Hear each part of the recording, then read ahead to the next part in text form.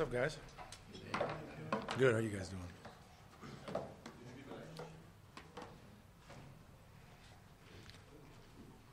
Question, Coach Enos. Coach said you guys watched film together for the first time. Usually you just do a little bit, and then they send him off the position coach. What do you think was the benefit? I think Coach wanted everybody just to hear one voice as far as our corrections that needed to be made, and then also the point out some of the positives that we had, and it was a good session. We had, like I said, everybody in there, and we got through the entire game and pointed out some real positive things and obviously some areas that we need to continue to get better at. Obviously it's been uncharacteristic games for us. He's played a lot better. There's no doubt about it. I think he was real disappointed with how he played Saturday. Obviously that when you're the quarterback, I think it gets magnified. And I really do think that also he's played at such a high level. I think he's created high expectations for himself, and we certainly have high expectations for him as well. I don't think there's any one thing we can pinpoint. If we could, we would fix it. He's got to play better. He's got to play faster, in my opinion. I think he's thinking too much and trying to process too much instead of just playing. And he's good enough just to play. And I know that sounds like a weird thing to say. He's thinking too much, but when you overthink things, you play slower.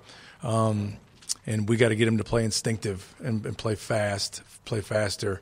He did some uncharacteristic things on Saturday. Missed some throws that he doesn't miss. We got some technical things on some of his deep balls that we were able to point out, show to him on tape what he was doing wrong and correct those things. So there were some technical things in there as well. But he missed a couple big play opportunities for us, and he usually doesn't miss those. And for our offense to be successful, that guy behind center has got to make those plays. And we have certainly a ton of confidence in him. He made some good plays during the day as well. He didn't turn the ball over, knock on wood, which was a huge plus, and kept us in the game and was giving us a chance to win in the fourth quarter. But we need him to play better. We need the other guys around him to play better, and we need to coach better.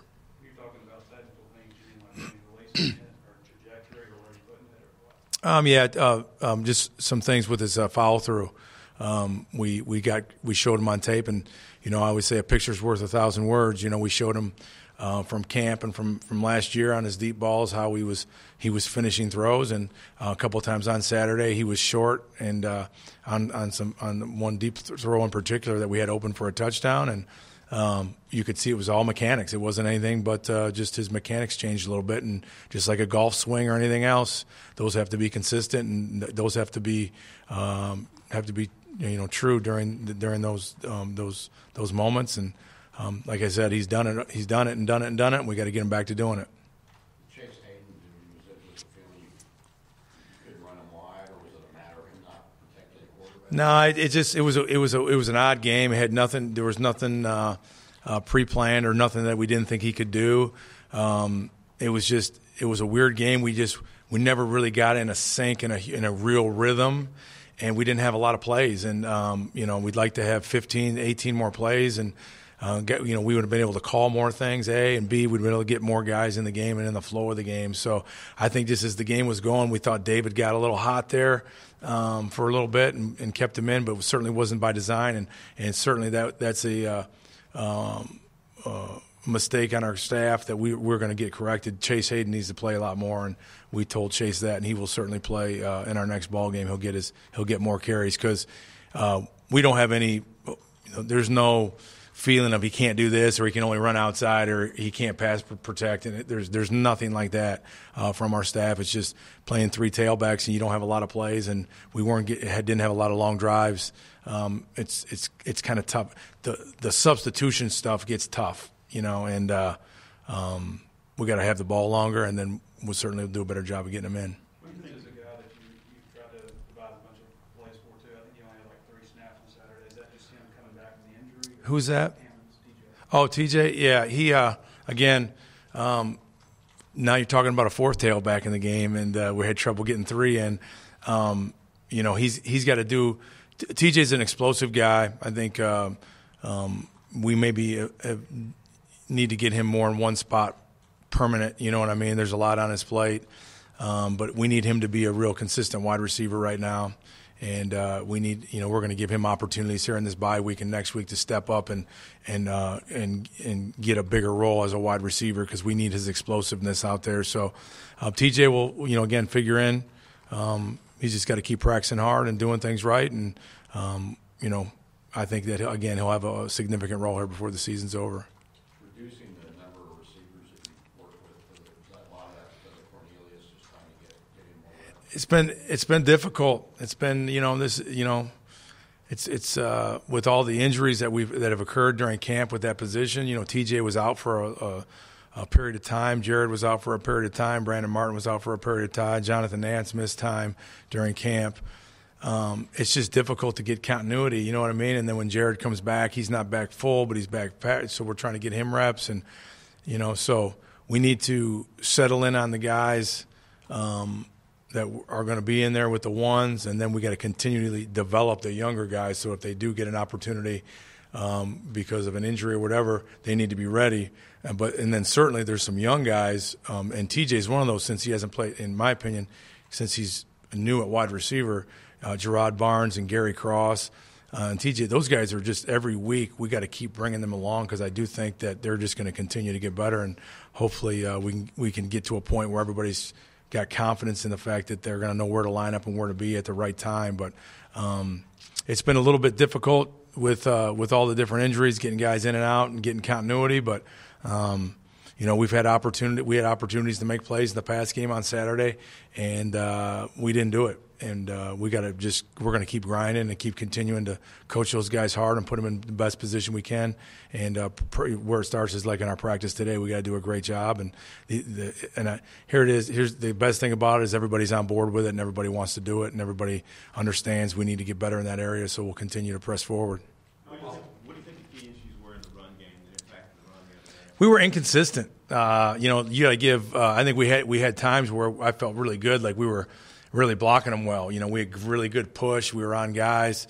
You have to give them a credit too. I think they're a good defensive football team. I mean, Coach Patterson has been doing this a long time, and those guys they play extremely hard. And there was a lot of blitzing, bless you, and there was corner blitzes and things like that. So once a couple of them were structured, we call them, where they just say that's a good call to that, and then some of them we just physically got beat, and then like I said, I thought that we had some good runs too. Again, I'd have liked to seen us run the ball 9 more times, and see where our run totals would have been, because I think we were just starting to in the last quarter and a half there we were getting some explosive runs, and we're starting to wear on them a little bit. I think we just we didn't have the ball long enough. We gotta have the ball longer, and we got to create more plays. And when we do that, we'll have I think our running game will create more explosive opportunities. The lack of scoring in the second half, the last 3 FBS games that you guys have played. Can you put your finger on what's kind of led to that? Well, the Missouri game, we had the ball inside the 10 3 times and got no points in the second half.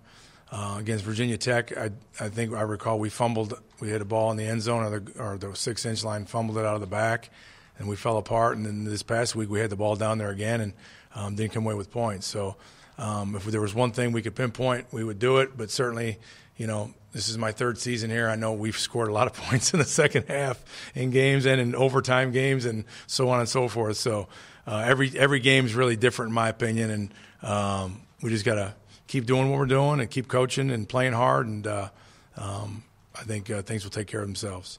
I know Austin threw to these guys all spring and worked with them all summer, but the games are different. Do people maybe underestimate the fact that these are still guys he's getting used to working with apart from most of the receivers? Well, I think yes and no. I think some of the things were on Austin, this week, and some of the things were on the receivers. We had some drops.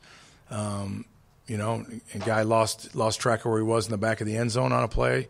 So I think there's a little bit of both. But these guys have been playing together long enough now. We've got enough reps where there should be a really high confidence level. We've been running the same stuff. We've tried to keep it real simple and concise for them so they know where to go and when we're doing it and how we're doing it. And that to me, it's time for those excuses are over, man. We gotta get guys in the game that are going to catch the ball when it's thrown to them, and we gotta get the ball on them when they're open and get them in a spot where they can catch it. And speaking of that, CJ's had 4 targets, I think, in 2 games and 4 catches, 2 really nice catches, touchdown catch. Is that a guy that you'd like to maybe devise more for? Yeah, absolutely. CJ's done a really good job. He played with a lot better strain this past week too. He was better in the run game. His whole thing with us has just been being consistent with the run game part of it. So we didn't have to we don't want to keep putting him in only on pass plays. We want him to be an every down tight end. He's certainly moving towards that. He showed a lot of emotion on Saturday, some competitiveness that we haven't seen a lot out of that, and that was great to see. And he was in our plans this past week, and he'll certainly continue to that role will continue to grow, I believe. Offensive line, do you see any changes? Or you start the same guys? No, I think we'll probably start the same guys. I think inside those guys are playing real well. We got beat on the edges a little bit on Saturday. I know our right tackle got beat on the 3rd play of the game, which is an unacceptable situation with a 3-man rush.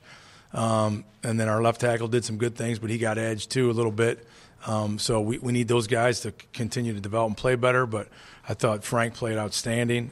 Yelled at was good, and then Ty Clary, that guy's continues to get better and better. He's a good football player. So like the group, we just got to just keep grinding, keep pushing, keep getting better. Late in the game, you guys were down there, and we had Austin kind of lost his cool with the receiver, who I assume did something wrong. That was kind of uncharacteristic. I think Austin after the game said, that won't happen again. Gary Danielson on the watching the replay said that's not that play. That's the whole afternoon. Kind of what was your take on that? I agree. I don't watch the broadcast, but if Gary Danielson said that, I agree with him. I think it was just some frustration from the whole afternoon coming out. I think Austin was just frustrated with himself. He was frustrated with where we were at in the game. We had plenty of chances to take the lead in that game and win the football game. And so I think that emotion was more towards the day than anything else. And you know what? He's a competitor. He's a human, and his emotions got away from him a little bit. But he keeps it in check. There's a lot of respect for him amongst our football team and coaches. So everybody, again, it's an emotional game, and I think we all have outbursts like that. That sometimes we look back and say, I gotta keep my cool in that situation. They really loaded the box, I guess, on some of the runs inside the 5 and the 3. What's the counteraction to that? Well, the one run down there, we had an MA, we had a missed assignment, and I felt we could have scored on one of the runs. The second run, I put it on structure, which is my fault. The call should have had the ability to bring one of the receivers in to block the edge blitz. So really, the numbers of people really didn't hurt us so much as just those 2 things I just mentioned. And then on the 3rd down call, we had a guy open in the end zone. He lost track of where he was. So.